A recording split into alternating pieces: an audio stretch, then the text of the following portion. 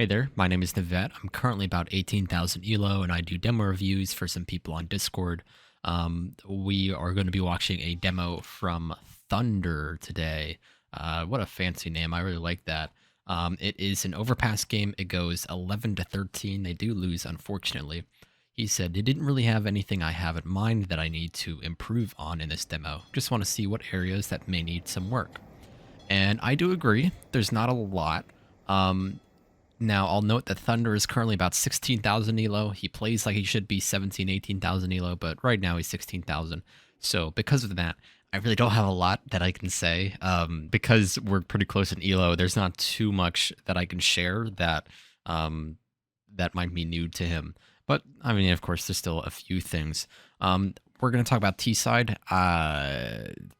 I want to say it's a lot to talk about, but really 90% of the problems you had on T-side came from this molotov right here. This very molotov. 90% of your problems came from this right here. Of course, I fuck it up. That's embarrassing. You throw it running. I think it's something like this. 90% of your problems on T-side came from the use of that molotov. And it's, you know, it's a perfectly fine Molotov. It's good. It does the job. It stops a short push. However, the problem is that if you're only throwing it when your team is going B, then they're going to know. Like, the enemy team's going to know that you're not there, that no one else is there. There is a grand total of, I think it's 2 rounds that you throw that Molotov, but you don't go short. One of them, you go close to short. You get a pick because one of them had a timing and made it through. So you hurt him.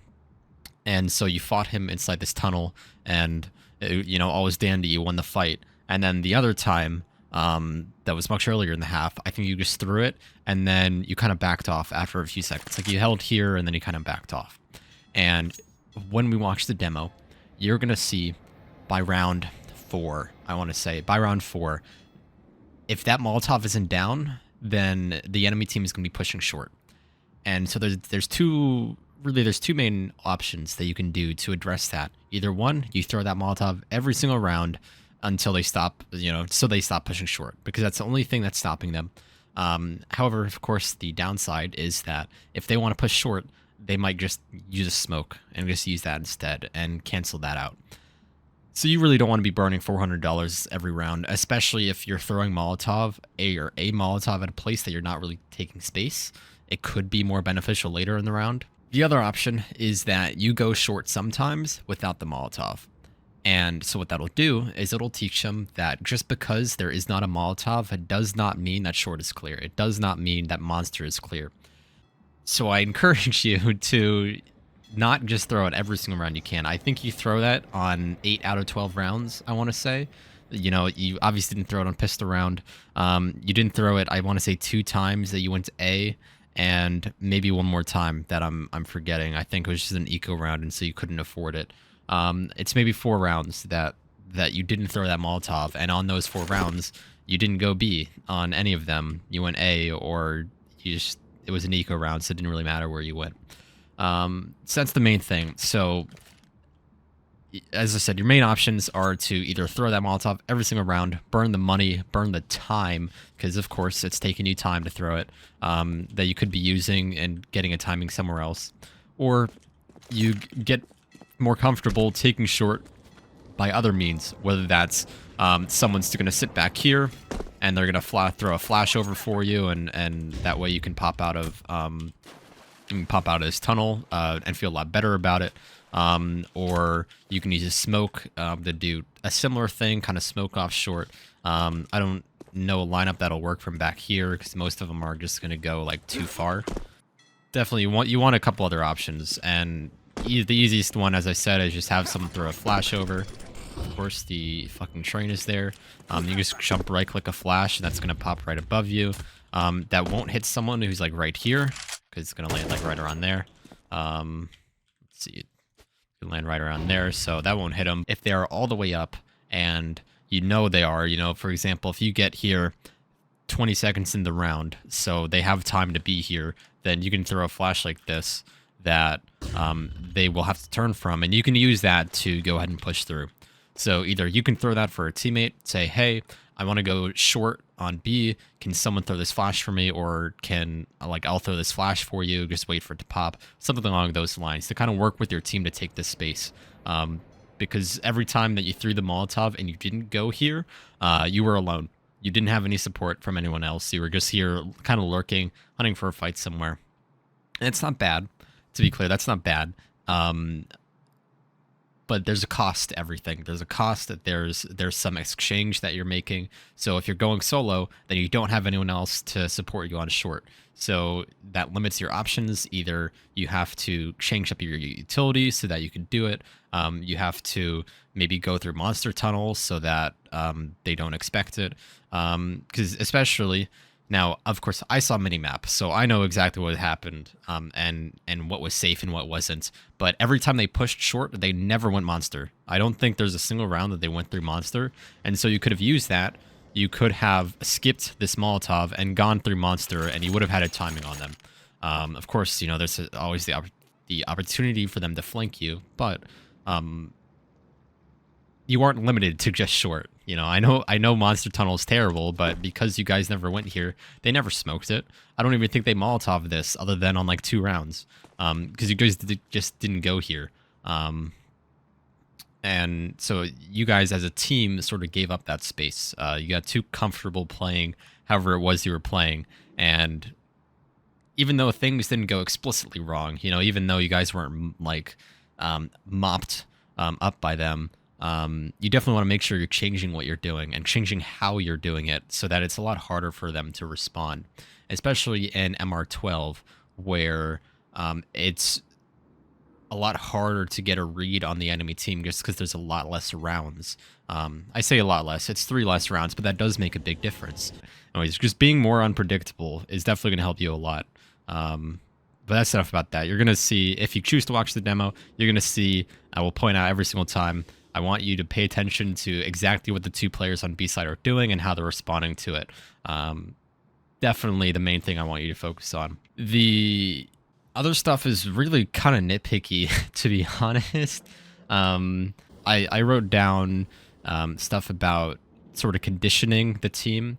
And so by throwing the same utility piece or by only throwing it when you're doing a certain stat, you're conditioning the enemy team in the wrong way. It's good. You want to condition the enemy team because that allows you to play mind games on them, allows you to catch them off guard.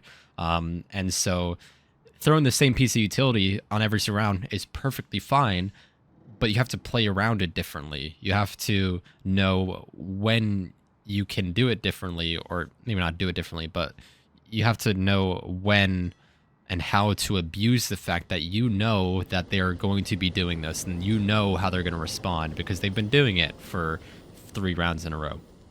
So it's this kind of, I want to say like arms race is how you should be thinking about the game, where you have a strategy and you're going to keep using that strategy until they trump it. And when they trump the strategy, you have to choose something that's even more, maybe not complicated, but something that's going to trump that strategy. Something that's going to trump that strategy. And then it's just this ladder that's going to keep climbing. If you've seen the video by Mahones about the evolution of like the mid-window smoke on Mirage, especially the evolution of taking space on Banana, it's a perfect example of just how utility just kind of gets more and more complicated, or it serves different purposes. And so you take that 10-year history of taking space on Banana and you condense it down into 12 rounds. It's sort of how I want you to approach the game, instead of having this sort of set mindset of, okay, I need to throw this Molotov every time I want to go B. Try to think a bit more outside the box. But enough about that. I've been yapping about that for 9 minutes now. So other thing I want to say about T side is I wish you guys played some defaults. That would definitely help a lot with this short problem. I didn't really see any glaring issues elsewhere on the map. I mean, sure, your teammates are going to do stupid shit every now and then, but there's nothing that I saw that was fundamentally wrong with the team, aside from, I just wish you guys played a few defaults. By that, I mean 2 people kind of down here, maybe even just 1 person down here holding monster. Maybe something like this, maybe something like this, and have 2 people here. Or you have 1 person down here one person in connector, and like 2 or 3 people up here in A, and just sort of slow it down a little bit. I wish I had a phrase other than slow it down, because that feels like a kind of generic, like, band-aid fucking phrase to use, but just playing a default allows for a lot more complexity in your plays, allows for a lot more complexity and more options for what you can do. Because if you get a pick somewhere, then now you have people who are available to get ready to take that. If you get a pick on B and you're playing a default, then you've got someone who's short who's able to rotate and go support that. Or if you get a pick on A, then you've got someone maybe in playground who's able to come and support you quickly. Well, if you guys are splitting up 4 and 1, or you guys are all together, you're either giving up a lot of space, or if the solo player happens to get a pick, then no one's really nearby to be able to trade it. Whole lot of other, I want to say issues, but playing a default, it's called a default for a reason. It kind of should be your default, unless you have a set plan in mind, and unless you guys have all agreed, let's all go long, or let's all go monster, or let's go some wonky combination of the two. Now, for CT side, really the only thing that I want to say is it's pretty much what I was saying on T side, where I wish you just did things a little bit differently every so often. You really enjoyed playing Divider, and it's a perfectly fine spot. There's 2 issues I kind of have with it, or at least with how you were playing it. One, you were super, I want to say, impatient, where you weren't really holding an angle, you were more just going between a bunch of different angles, and that poses risks of giving up space, of giving up timings. You got timinged, I want to say, about 3 times, where you just didn't see that someone came up their bathroom, or maybe they came up here, and just by holding something and being aware of this like internal clock, you can go and check it. And timings are especially, I want to say, brutal in bathroom. But so if you're holding this and you swing out to here, then you still have everything in between there and there. So you have this wide range that anyone could come from all the way up to here. So it's kind of like this big triangle from here, or I guess it would be a whatever. Yeah, it's basically a triangle that goes from here all the way up between like this bench and up here. And so there's all this space that someone could come through that you just can't see, because you are only swinging out this far, which is good. I don't think you should be swinging out too much more. But even if you swung out more, there's still a lot of space between like here and right there. All this, the stairs there that someone can push through. And I just want you to be mindful of that, and consider that when you're making plans, and when you're deciding how you're going to respond to things. I like that you fell back off of bathrooms a lot, and you fell back to here. You kind of stayed in this spot a bit too much, but I'll talk more about that in game, because it's not a huge issue. It's just a personal complaint, or a thing that I find uncomfortable when I play like that. So I can't imagine that it's too comfortable for you either. But yeah, anyways, I was saying stuff about how here is not really, or playing Divider the way you're playing it is a little sketchy. So of course I already mentioned the timings, and the other thing was sort of this impatience where you're going back and forth between the two, and you just kind of have to pick one of them and accept kind of what happens around it and be able to give it up. You also had a habit of swinging from the right into the left. I think it's going to be a bit better if you start by swinging like out here, and then you swing inside and clear this. I think it's a lot more favorable in terms of how you're presenting yourself. So if you have this angle as your first contact, then you're falling back into cover, and then you can jiggle this corner, and you don't have to go out that far. And even if you go out that far, you're not really exposing yourself to any new angles unless they're just kind of happening to walk up. So it's a bit of an easier conversion. Well, meanwhile, if you're holding this and you're jiggling this, as you should be, and then you swing out, then now you've exposed yourself to this much. And if you want to clear that space, you have to swing out even further, and you're completely exposed. And it's almost impossible for you to get back from that sort of fight. And then if you have to fall back, it's a lot safer, I feel, than trying to fall back here, where you have to worry about someone swinging out here to the left the entire time. Last thing I want to say is that I wish I saw some fountain or party aggression. You didn't push either at all. There was maybe 2 rounds, I think, that you jumped up here. One you had a deagle, so like it was a save round. The other, I think you did have a gun, but you dropped off pretty quick. Just changing up how you're playing is going to help you a lot, instead of just doing the same thing every round. So of course, if you don't know it, I'm sure you do, but yeah, so, you know, just throw a smoke, aim, oops, I got stuck on the thing. Aim towards the right side of that trash can, and you can jump up and use it and get over it. As long as you're on top of the metal, you're able to peek over, but if you're underneath it, you won't get seen. And then you just drop off if you see anyone. You burned this flashbang a lot, and I don't really like that, especially because you never aggressed with it. If you throw that Molotov every round, or that flashbang every round, that's totally fine. I just wish that you aggressed off of it, because what happened is, towards the later half of that CT side, they saw that you never actually swung fountain, and so when you flashed them, they just ignored it, and they just kept going. So if you throw a flash at something like that, and then you jump up through, then they're going to be a bit more hesitant the next time when you throw that same type of flash, but you don't swing off of it. They'll have to wait, and they'll back up. They'll tuck into this corner here in hopes that you aren't peeking, and it'll slow them down. So using the fact that you have conditioned them, you can use that against them. You can really abuse it. Anyways, this is definitely one of the shortest recap sections that I've had in I think a very long time. I think it's the shortest to date. It's only at about 16, 17 minutes once I cut out some stuff. So let's go ahead and jump into the demo. Alrighty, so as I was saying, I'm going to want you to focus on short, like 90% of this half. It's pretty much the only thing that I think is important enough that I think needs to be addressed or at least thought about.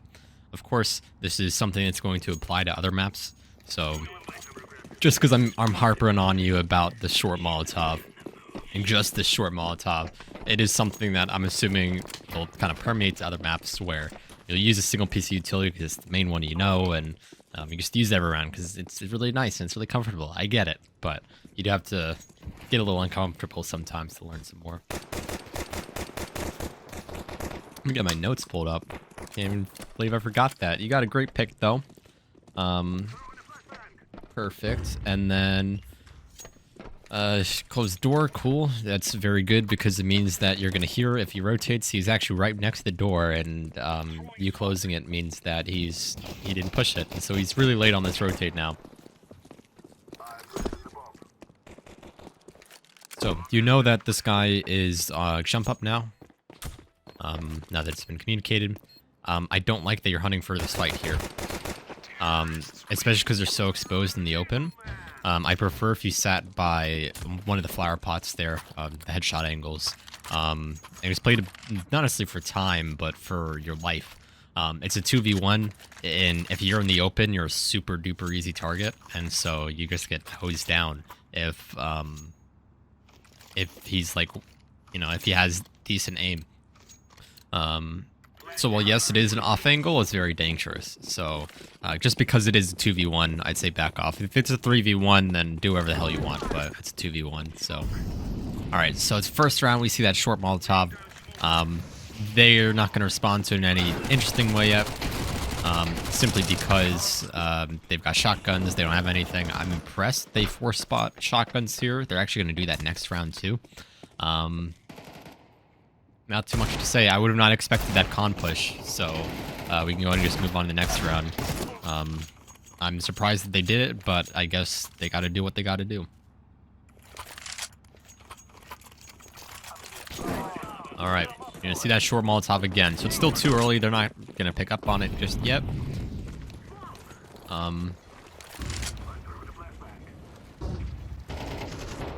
You see, there's kind of a lot going on in your head right now. You do have a great pick on that guy in short. But just from watching you, it seems like you've got like 4 things going on in your head at once. Like, I gotta watch this, I gotta watch this, I gotta watch this. definitely, I think you just need to slow it down just a little bit. Not too bad yet, but I'll mention this a couple more times in the half where it seems like your brain's working at a million miles a minute, which is great because it means you're thinking about everything that can happen. But if you are moving and beginning to commit to some of those things, then you can often put yourself in a weird spot where by trying to be ready for everything, you're not quite ready for any one thing. All right, it's now the third round in a row. They're going to start kind of picking up on it, but nothing too bad yet. I believe this is a round where you don't go as short. Or at least where your team doesn't go short, so you don't really commit to it. You throw the utility, but then you back off. And it's quiet. You know, no one is throwing any other utility. Your team is now making presence on A, but because there's no other utility in Monster, we're going to see that they're going to start pushing up a little bit. Not too bad, but just because your team has been making too much presence. But definitely this guy here, Pillar's starting to feel a lot better about rotating. He felt comfortable enough to push all the way up here. Yeah, nothing too bad yet, but now this next round, this is now the fourth round in a row that you're going to throw this Molotov. And so by now they're like, all right, this Molotov is going to be here pretty much every round that they're going to go short. This is now 3 for 4 rounds that you have had short presence. And they're right ready to take it. They see you guys here, so they've confirmed that yes, the short Molotov is something they're going to use when they go short. I really like that Heaven Smoke you use, by the way. I haven't seen anyone use it, which is impressive because I'm pretty sure that's like a whole second faster than the usual Heaven Smoke. You guys are going to make the perfect call to go ahead and rotate up. I really like this. I need my notes a little bit closer. I'm not looking over as far. Alright, so you're going to plant the bomb on default, and then you're going to kind of sit here. I don't really like that. There's not too much cover that you can use. And just back up a little bit if I can. Alright, so here's what I'm thinking that you're playing dice. So I mean, obviously you're exposed to truck. You swung out a little bit, so you're exposed to jump up, but that's whatever. Your teammates here in bathrooms, he's not holding flank, so you would be exposed to someone here. I think what would be better is if you played closer to back here, held the bank swing, and then if you had to, you can fall back and use this as cover, and you can kind of jiggle out to the sides to get these picks on these players here. So let's just do a different color. So you can fall back, and then you can get a pick. I don't like orange. I think, at least for visibility's sake, you can peek out and get them here if you need to, or you can swing out to the right if you need to. But while you fall back, you have this for cover, so you can use it instead of being where you are now, where you're a little bit exposed. You don't really have a room to fall back, because if you want to fall back, you have to back up and then back into it instead of just strafing into it. In addition to the fact that you don't really have too much support here. So this guy in bathroom, Clay, isn't able to support you because, of course, there's the truck in the way. And really all you have here is this guy at the APC truck. And I think he gets mowed down pretty quick. Or at least, yeah. This guy gets a spray transfer on you guys, but yeah, it's just really awkward to play around. It's really good if you're playing for time in like a 1v1 or a 2v2 or whatever, but when you're just holding and you're sitting in holding, I don't think it's that good. All right, so it is now around 6. Also, you could have gone headshot. Would have been an okay spot. Not that there's too much room to fall back, but maybe right headshot. But if you're left headshot, then you just have the headshot angles. So you're gonna go con here. This is the first round you've not thrown the short Molotov, and look at what these guys are doing. Look at them. They're going all the way through. They've used absolutely no utility. And they're already getting ready to go into con here. And look at where the enemy team is. All 5 of them are right here. Like, that's how, I guess... Or you gotta jump up, but that's whatever. That's how confident they feel that because there is no short Molotov, and because you have not shown any presence on short without that Molotov, or even in Monster, they felt good about pushing that. And there's not much that you can do once that's already done. You have to find some other way to punish them, whether you punish them for, you just sit back here and you punish them if they push through, or you sit in con and you punish them when they push through.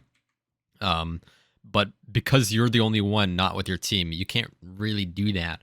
You can't cover both con and monster. However, if you were playing a default, then you could have had someone held monster for the push. You could have sat here in con and just held for the push, and just done that for a while. And you guys don't do that at all this entire half. I don't think you would have anything that I would call a default in this half, other than you go off on your own and you lurk somewhere. All right, it is now round 7. There's going to be no short Molotov. It is because you are on an eco, and so I want you to look at the minimap again. You are going to throw the short Molotov, and they already have a counterplay set up for it. Now, of course, that could be entirely coincidental. They were just going to call this at the start of the round, but they're actually going to boost. They're going to boost over it, and that's not something that you think about. And the reason I say I think this is something they did impromptu. So, one, I think these guys are queuing. I'm pretty convinced about it because they seem to be very organized like that. But look, you see that Molotov pop, and you see both of them immediately. This guy, player number 2, right here. Let's back it up. Player number 2 right here. He's here, and then he decides he's gonna back up into the boost as soon as he sees that Molotov. And it's just not something you catch. Either 4x3 or you just weren't paying attention, or minimap covered it, whatever. Wasn't even something you had considered.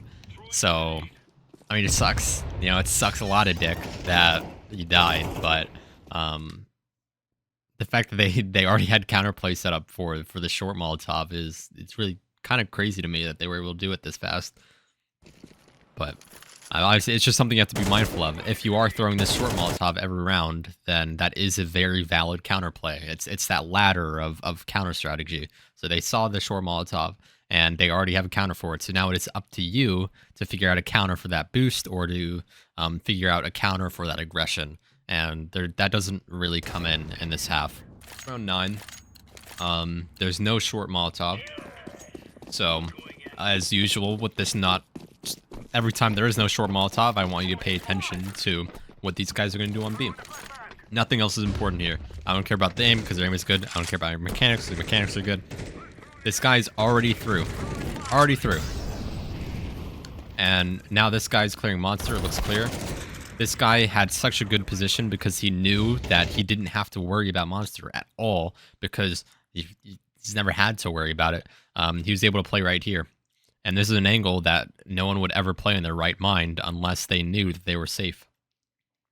And of course, he had this guy, monster, that's kind of jiggling, but he can only see like up to here.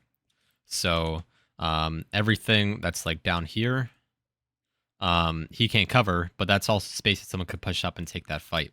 And so, considering, in spite of that he felt safe. He knew that you guys weren't here, and so he was able to outplay you. And again, it's yet another counter that they have a counter for the Molotov, and now they have a counter for the not Molotov, and now I have to do something about it. All right, it's round 10. I believe this is yet another round with no short Molotov, but yes, that's correct. So we're gonna see. This guy's already pushing short. It's 15 seconds in the round. He's already just gunning it through monster right here. And it is 20 seconds in the round.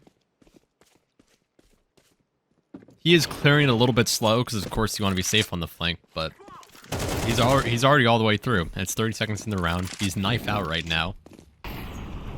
Like, you see him over there just running through the walls, knife out. Absolutely no concern because he knows it's clear.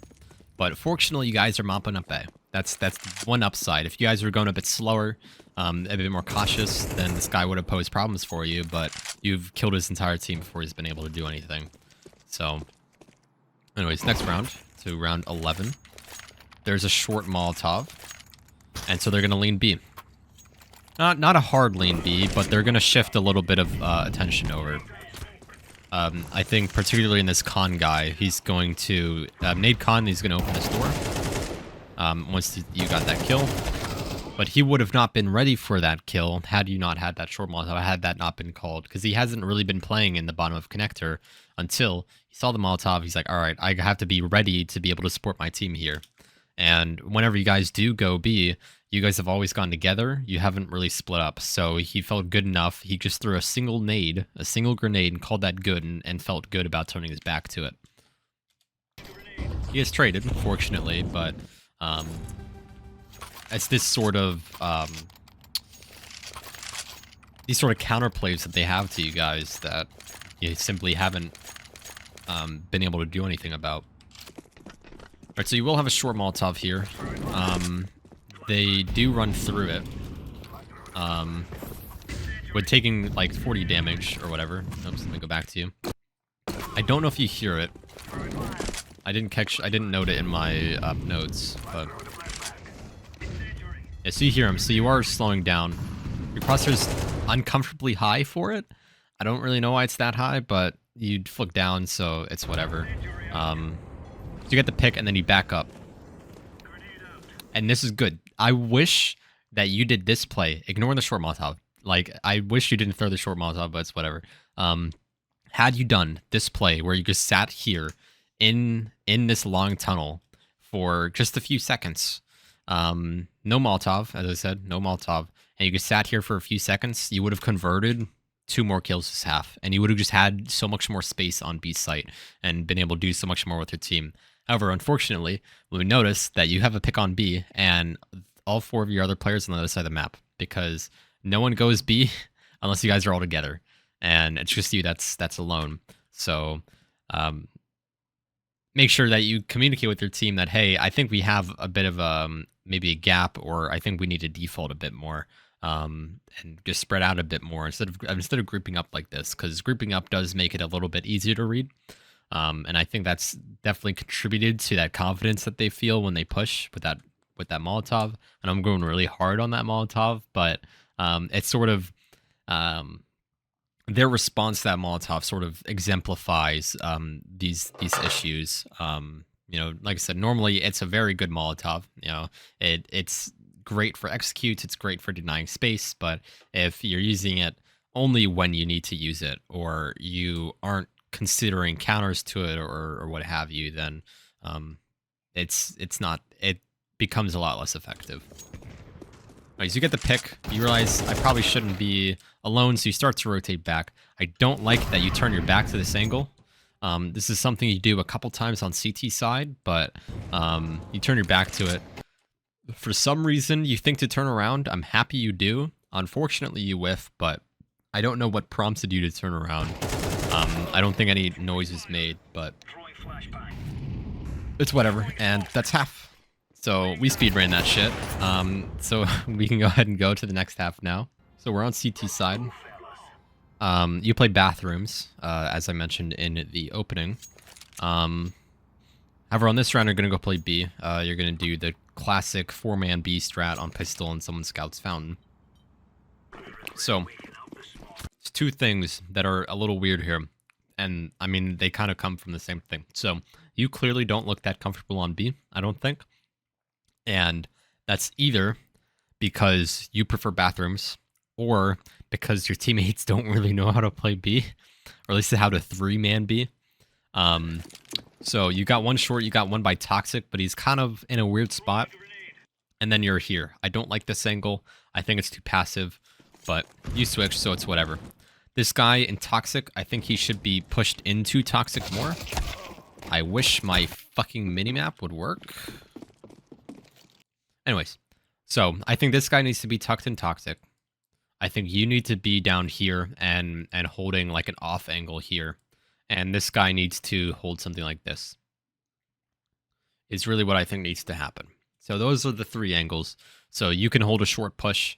I prefer holding an off angle here because you hold it so that you aren't exposed when they go to here. However, so they won't see you here. However, when they go up and they creep up along this wall, that's when they become exposed. And so you will catch them off. I've gotten so many kills just holding this off angle. The downside is that if they're just rushing, then they're going to get through before you're really able to kill too many of them. So there's a chance they'll get through. You aren't able to communicate that fast enough, and this guy's just going to get fucked. And maybe this guy's going to get fucked depending on how visible he is. So that's the downside. So I completely get just holding a more aggressive angle and holding something like this. And then when you see someone, you drop back into this sort of off angle here. So, anyways,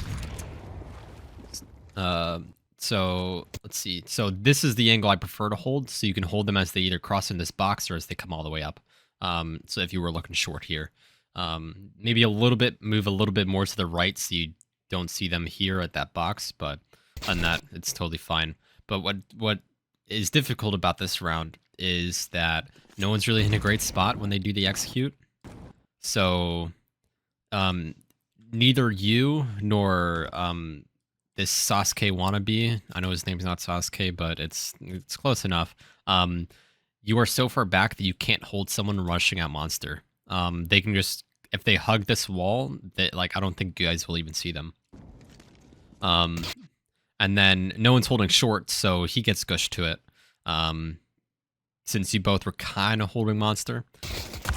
And then your teammate here is so far back that he can't hold the run out either, and he also can't hold monster because he's so far back and they're on a lower elevation, and so he just won't see them. So then you back up to here. As I mentioned, I don't really like this angle. I think it's too exposed. It works sometimes, but I prefer to kind of hug down here. But you just get overwhelmed because there's fucking 4 of them on the bomb site and no one's really converting anything here. No one was really playing off of anyone else. But anyways, next round. So it's an eco round. I prefer, regardless of the outcome of the first round, I prefer to buy P250 here. You'll be at 1750. You will have enough for a full buy. Maybe you'll have to skip on some utility. However, the P250 is miles better than the USP, so you're much more likely to convert a kill. And by converting a kill, you both, one, get the money back, so it's like you never had the P250. You also have a chance of picking up a gun, which can lead into a round win, or even just a save. And 3, you do economic damage. You are forcing it, or you're making it so that the enemy team typically they'll buy SMGs, and so when you kill them, you force them to be on AKs in the next round, because they will have enough for an AK. They won't have the SMG anymore, so they will upgrade. However, if you don't kill them, then they'll stick on the SMGs. So it's a little bit of a balance where by killing them, you kind of guarantee an AK on the next round, but you're just much more likely to kill someone if you have a P250. So that can lead into, like I said, you get your money back. It's $300 for the USP, $300 for the kill. So it's like you never had the USP, except you get the benefits of having killed somebody, whether it's a gun, whether it's space, whether it's timing, whether it's a round win, whatever it is. So. Okay. So you're going to start playing Fountain here. I don't think you go anywhere else the rest of the half, or I guess you go bathrooms here. And so you got the USP, so you are a bit too far up and a bit too far alone right now for this USP. You got a teammate down in connector. You have absolutely no one else on A. So you're alone right now. Hopefully this guy is going to rotate up and support you. I don't really think he does. But even then, I don't like that you're kind of, not necessarily hunting for it, but you're taking these fights against these guns. And by falling back here, as I was mentioning in the opening, it's a lot harder to fall back in Banana than it is to fall back in Bathrooms, I feel. Because in Bathrooms, they have to get all the way up and into it. While in Banana, they just have to swing out here. And they can just chase you down by going just a little bit wider. They get so many more angles than in here, where you can kind of hug this wall here and force them to kind of swing a bit more. I just feel like Bathroom, it's it's a bit easier to get into this spot here for cover than it is to fall back here and get into this spot. And even then, you're still a bit exposed if you want to get all the way back to site. So that's all. Anyways, you die with the USP. If you had the P250, I don't think things would have been any different. But even then, you would still have enough for a full buy on the next round, barring a little bit of utility. So for example, here, maybe you just wouldn't be able to have a smoke, or you would skip on a diffuse kit, and so you could have, or had you skipped on a diffuse kit, then maybe that's something that you wouldn't have this round, or something along those lines. So you'd have basically the exact same buy. So I think it's, to me, it's a no-brainer, but if you aren't a fan of the P250, then, you know, maybe you can use the 5.7. I think it's a little too costly for round 2, especially if you don't kill anyone, because then you have no utility on round 3, but that's enough about that. It's just the personal preference thing. So that's the first time you're going to throw that flash. They are there, so they do know that it is a thing. They kind of respond to it. You see that they respect it a bit. So the flash, they get hit, and so they hug this wall here. And that flash lasts for a while. So they were anxious about a push, but you didn't push. So that's starting the training. That's starting the conditioning, where they're like, okay, they threw the flash, but they didn't really do too much off of it. And considering you don't have a lot of utility, I don't like that you're just burning utility without a purpose. I understand the purpose is kind of to force them to slow down a little bit, maybe burn some utility to retake the space. However, that flash can be a lot more beneficial and directly converting to a kill than kind of tangentially sort of kind of denying space, or tangentially kind of forcing them to do something they didn't expect, whether it's get a worse timing or something along those lines. That sort of, I want to say like metagaming. It's definitely the wrong word. That sort of mind game stuff. I don't think the flashbang is worth using it for that in this situation. So you're gonna give up bathrooms pretty quick, and you really like this spot here. I don't quite get why. It's a bit weird because they can come up through bathrooms and get kind of a flank on you. I'll talk more about it later, but I get you have this smoke that you like to throw so that you can hold connector, or if they push through it. But it's a little scary sometimes. Like, you see they're all the way up, and if they wanted to swing out, you have to flick 90 degrees to them, and that's like worst case scenario. You do get the kill though. You almost got timing, but you get the kill, so who gives a fuck really? And you've got the bomb. So, you see this guy, he comes out, and now you know where he is. You turn your back to him, which is scary. I get that you're a little bit concerned about this long guy pushing up, but just be mindful what you're turning your back to, especially because you just saw this guy. And you hear him running around in there. You do get the kill, which is good, so you can just fall back and worry more about holding the bomb in a different way. And that's the round. My nose is so itchy, I'm sorry. Okay, round 16 now. Your teammates are going to do something incredibly stupid that I've never seen anyone do, at least not at the start of the round. That's they're going to boost map. The very bizarre. Don't know why they're giving up that much, that timing for it, because they're not going to see anyone for 20 seconds. So, them boosting here makes you kind of redundant, or like you being here makes them kind of redundant, where they're not so when you boost, you can only hold the left side or the bathroom side. You can't hold long from here, and you're here. So by you being here, either you are making it so that they are doing nothing, or they are making it so that you have no need to be this far up. So you have two options really. One, you go down into connector. It's probably the smarter thing, just to pivot into there. Now, that's scary because these guys will never know if the enemy team is going to push down behind you in the connector. They would have no idea. That's why this spot's really bad. 10 seconds into the fucking round, they're not going to be here. So You have that as an option. You could be like, yo, what the fuck are you guys doing? Play something useful and then boost later. Obviously say it nice so that they don't hate you, but very weird that they're doing this. Or the other thing you could do is you just give it all the way up and go support B-side in heaven or graffiti or whatever. So you have a couple other options here. You flash fountain, you peek it. I think this is like the only time you peek off that flash, and they aren't there, so they're not gonna like learn off of it.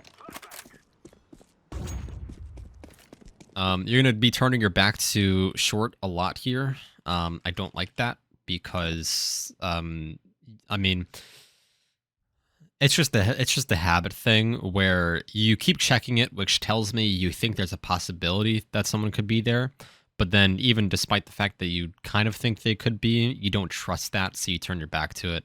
I don't think you should really ever be turning your back to these angles, even if you're like 90% convinced that no one's here. It's just going to be better if you just run backwards. You move at the same speed. There's no, I mean, you know that. There's no downside to it other than, you know, you have to move properly and just kind of know the map without looking at it. And now, only after your team has been wiped and after you have rotated, your two teammates at map are like, okay, we're gonna go help now. And I don't think you should go for this retake. You guys don't have money. I especially think you guys shouldn't go for this rotate as soon as this guy kills your teammate in heaven. So I don't think a retake is ever worth it if they have 5 alive. Maybe if you guys have 4 or 5 alive, but if they have 5 alive, they can play some like absolutely bonkers angles. So we've got these guys in short here. They're boosting over. I've never seen this. Sorry, I've never seen this in a post plant situation. That's news to me. You got 2 guys by short here. You got 1 guy under heaven with a fucking auto shotgun, and you just can't clear that. You can't realistically clear all these in the 40 seconds without full stomping, without getting pre-fired because you're making sound. It's just not feasible. So especially once this guy heaven drops, I'd get your teammate Drew here, ask, hey, can you smoke my cross? And you guys just go save. No reason to be going for this at all in a 2v5. Teammate throws a dumbass flashbang, frankly speaking. And he pushes the smoke. He does get 2, and then he pushes into a molotov. I don't understand, but this is not a demo review about them, so I will shut up about them. Really, one thing you could have done there is ask, hey, can you either pop a flash so I can cross, or drop a smoke so I can cross and just go save. As I said, especially once that heaven guy died, that retake is impossible from down there. Too many angles. The site opens up too much. It becomes like as soon as you step through here, it becomes what is that? About 100 degrees. Not worth it. All right, so you're gonna go. You mess up your jump going up, but this is like the first time you're peeking fountain like this. No flashbang. You're shooting a bit too fast. I know you're panicked, but it's I just use the staying alive sound effect, and I use the gunshots as like the moaning that they do. So shooting a little bit fast on these first 3 barrages of shots. That's the second one. Third one, it's a little fast. It's getting there, but it's a little fast. Then on this last guy, it's perfect. The fire rate.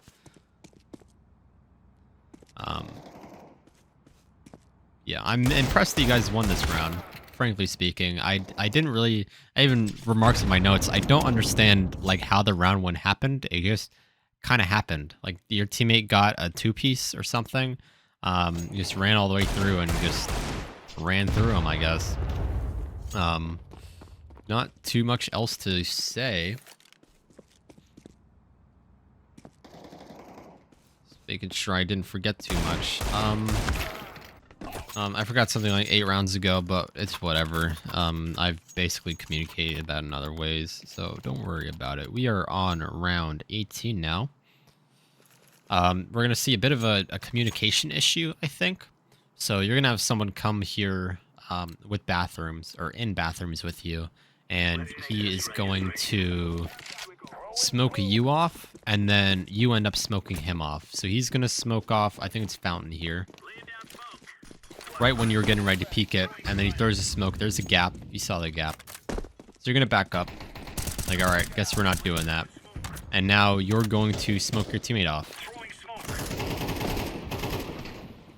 And so it's just kind of, it seems like it's a bit of a communication issue where maybe you weren't saying you were going to smoke something, or he wasn't saying he was going to swing something, or vice versa. And because of that, you guys both kind of messed up each other's play that you had in mind. So he smoked Fountain for some reason. He had some plan in mind for it, and you wanted to swing Fountain, and so there was a conflict there. So him throwing the smoke made it so you couldn't do what you wanted, and so you were in this weird spot. And then your backup plan was, okay, I'm going to go play Divider, I'm going to short it, or I'm going to throw the smoke so that I can hold it from short, or short side. And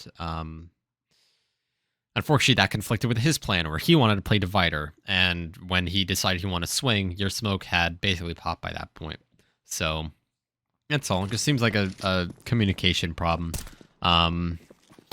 So another thing, I don't like the spot you're in right now. I've already complained about it, but I especially don't like it because you know they have pistols. You don't know they have shotguns yet, I don't think. Maybe you do. Just maybe they've shot a bullet or two. But now you've heard that shotgun and you're a little over-aggressed. A little too close. I think you should have just fallen back on site as soon as you got that first kill. Just give up that space, accept that you got the kill. It's a 3v5. You know they have pistols, so if you die this close to them, there's a decent chance they can recover your gun. So now it's a 5v2. Unfortunately, you die immediately after, so you can't really fall back, but just keep the advantage. There's not too much of a need to be continuing to peek like that against guns that they stand to benefit a lot more from an engagement than you benefit from them. So, next round.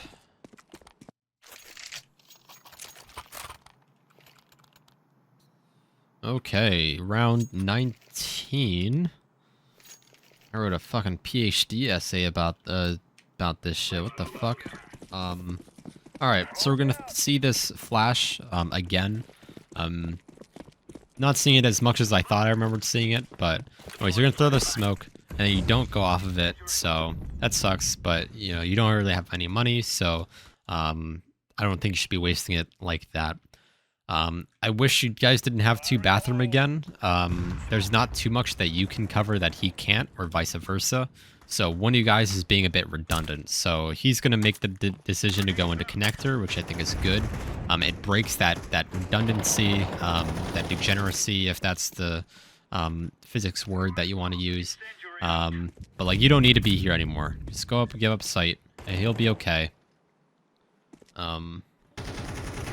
The other team has not shown that they play defaults, so you could use that to your advantage, know that they're going to be together.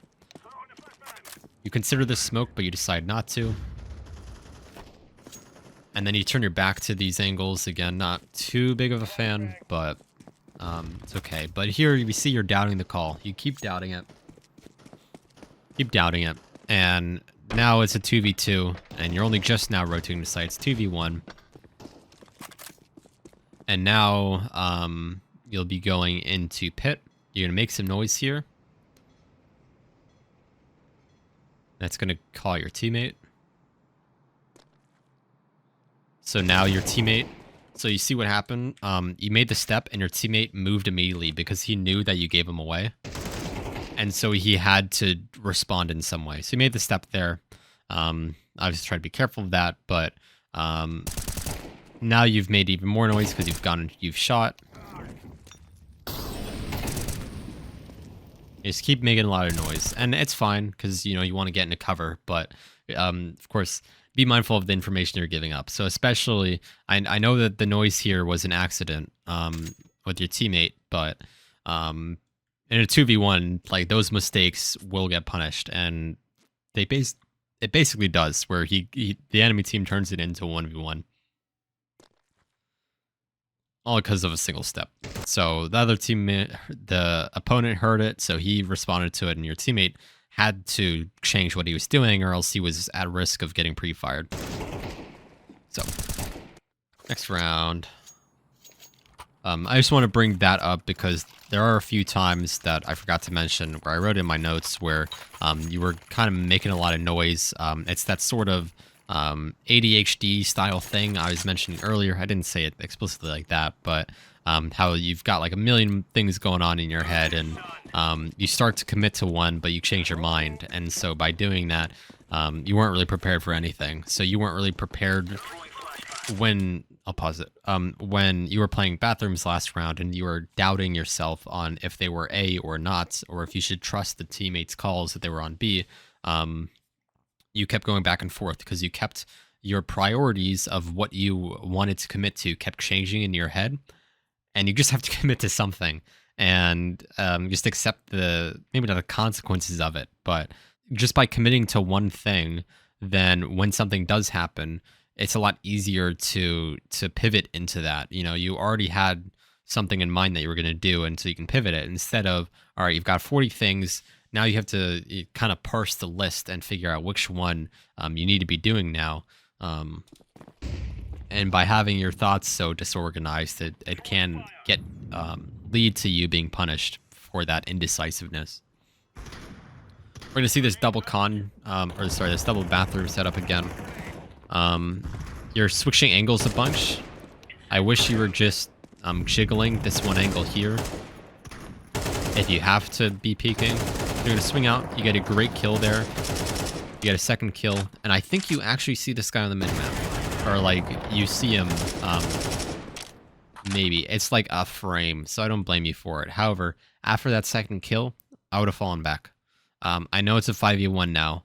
However, if you don't know where he is, then it's always just going to be safer to go back to site. Especially because you're pretty much alone up here. You have a teammate in Con he's cool, I guess, but you got 3 on B. So you're alone right now, and if you die, and you do die, you're going to gift him an AK. And you just weren't aware of that. And it's fine that you weren't aware of that. I would have not expected it either. But had you fallen back onto site, had you changed what you were doing instead of going back to your kind of comfy divider position, and stayed in that, then you know, you might have still died. However, you would have been in a much better spot. Your gun would have been harder to grab. Particularly, yeah, so you killed one guy here. You killed one guy. I think it was close bathrooms or whatever. And so you can just fall back. And what you do is you force it so that you've now changed the angles you have to worry about from this kind of like wide 90-degree angle to where if you fall back on the site, you just have to worry about here. Or you play dice and you kind of jiggle between these two angles, but you have cover, you know, and there's no way he can come behind you because it's just not possible unless he rotates, mows down your entire team and goes all the way through. Of course, mindful of when you're committing, or be careful of overcommitting, especially against eco rounds. All right, we're coming up on the last stretch of this game. We are on round 21 now. Really nothing to say. I wish you'd take this fight a little sooner, but I can't tell your brain to just work faster. I know it's not really a thing, but your teammate's going to start taking this fight, and you don't really start swinging it until after things have gone south. So he dies, you try for the trade, but unfortunately get headshot. And so like, it's whatever. Had you both been peeking already, then maybe you could have gotten him, but because he swung into him, he was able to have like 2 very quick 1v1s instead of a 2v1. Not really a huge thing, and not something I think I would have thought to do, or like expected him to be peeking and him to kill your teammate immediately, but just something I want you to be aware of that, I don't know. I'm trying not to remark using hindsight here, but it is definitely just something I'm thinking like, oh, if only you had swung sooner, then maybe things could have gone differently. But like, I can't tell your brain to just work faster or to just respond to things faster. It's not something that makes sense. Okay, we are on round 22. You're going to get a great pick considering you guys are on a really shitty buy. You are on an eco. You know, come back to Divider again. They know you don't challenge fountains, so they felt very good about pushing through. And they even have a nade for your position here. It misses because it's a little bit too far to the left, but they know how you play here, is what that nade is telling you. Like, they know that you like to be here. And so you had a fantastic pick on this first guy. You make the decision to fall back. I wish you fell all the way back into sight. Instead, you go to here, which is a little weird, and then you try to push up into Divider. Now, what you've just done here is that by going here, falling back, and then going back here, you've given up, what is that, like 4 seconds? And in those 4 seconds, there's already a guy who's inside bathrooms. Now, you do kill him in a moment. You kill him, and then you push back up. And so because you kind of donated them like 4 or 5 seconds to do what they wanted, this trade is pretty much ready for you. Because you got a bit too tunneled in on the AK there, I feel. So there wasn't really much of a need to be giving up the angle and then be going back to it. If you're going to give up the angle, just commit to giving up the angle instead of switching. You know, either fall all the way back into sight or by staying on short here on banana. Instead of going back into bathroom and re-clearing it so quickly, in particular. If you came back a couple seconds later, you can catch him off, and that is good, but otherwise you're just giving up space for what isn't really much of a reason. All right, it's around 23 now. This round is a pretty decent example, I believe, of this. Well, okay, one, I'll mention that flash. You threw it again, and you're not anywhere to take advantage of it. You've never peeked off of it, so they're just going to run through. Even then, no one really gets hit by it, so... Anyways, this is a decent example of how I'm not a huge fan of Divider, where you swung all the way out because you were hunting for this party guy, and instead you got swung from the stairs. And I think had you just held the stairs here and kind of ignored that party guy, then I think you would have been set up a lot better, as opposed to fighting this party fight and then swinging into, especially swinging into this angle to continue that party fight. Either way, I think you just have to pick a single fight instead of wide swinging here. Yeah, so I think definitely, had you been outside Divider and swung in, that would have been a bit safer, I feel. A bit less likely that you would have died than had you done what you did there. Alright, so we're going to see some fountain aggression. You throw this nade. I don't think it hits any of them, but it's the first time you've done it, so it's a nice change of pace. But they feel pretty good about pushing all the way up. Only use one flash, and they already have control over all this. And that flash was completely optional because they know that you don't challenge that far up. So you see the op. It seems like you're about to peek into it again, but you decide not to, so praise be. I'm happy you don't. You get a great pick there, and you fall back. I wish you continue falling all the way back to sight, but it's okay. You're gonna go for this, you're gonna peek over here, see if you can get anyone through connector. They throw that nade because they know you play here. They wouldn't throw that nade if they didn't, so that's what that tells me. And they even know you play behind it because this guy green here is being mindful about how he's pushing through it. They're even flashing through it because they know that you hold it. Unfortunately, you die, but it's not a huge deal. It's a totally normal fight to be losing. However, I don't think it's a fight that you want to be losing here. You want control over the bomb site, and by being this far up, you know, I know you're right next to A site, but you can't fall back to A site from here.